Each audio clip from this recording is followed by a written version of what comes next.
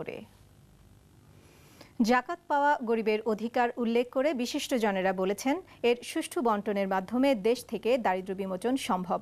সরকারের জাকাত ফান্ডের প্রতি দাতাদের আস্থা বাড়ানোর পাশাপাশি বেসরকারি প্রতিষ্ঠানের কার্যকরী উদ্যোগের ওপরও গুরুত্ব আরোপ করেন আলোচকরা। এনটিভির 12 বছরে পদার্পণ উপলক্ষে চট্টগ্রামে অনুষ্ঠিত এক সেমিনারে বক্তারা এসব কথা বলেন। চট্টগ্রাম থেকে আরিচ আহমেদের পাঠানো রিপোর্ট। বুধবার চট্টগ্রাম প্রেস ক্লাবে অনুষ্ঠিত হয় দারিদ্র্য বিমোচনে জাকাত শীর্ষক এ সেমিনার।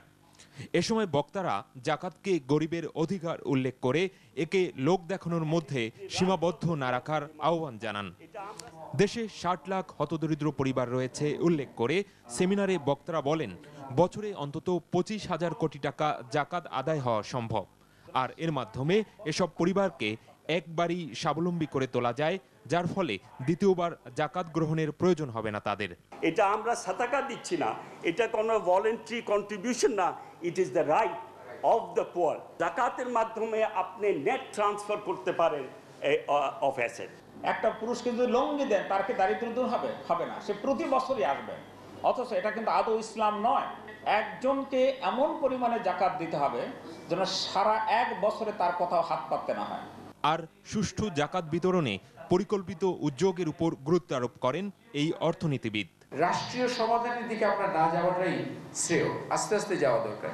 প্রাথমিকভাবে এই যেভাবে যাচ্ছে, এই ওনারা যেমন যাচ্ছেন যে এক একটা বিজনেস হাউস তার নিজস্ব এলাকায়, তার ফলাফল কি হচ্ছে তার উপর একটা নজরদারি থাকা।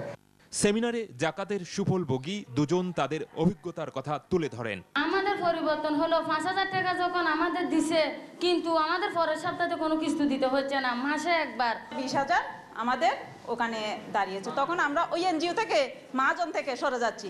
অনুষ্ঠানে স্বাগত বক্তব্য রাখেন এনটিভির সিনিয়র করেসপন্ডেন্ট শামসুল হক হায়দরি। সঞ্চালনায় ছিলেন তার মেয়ে Maliya Haidar. NTV news desk.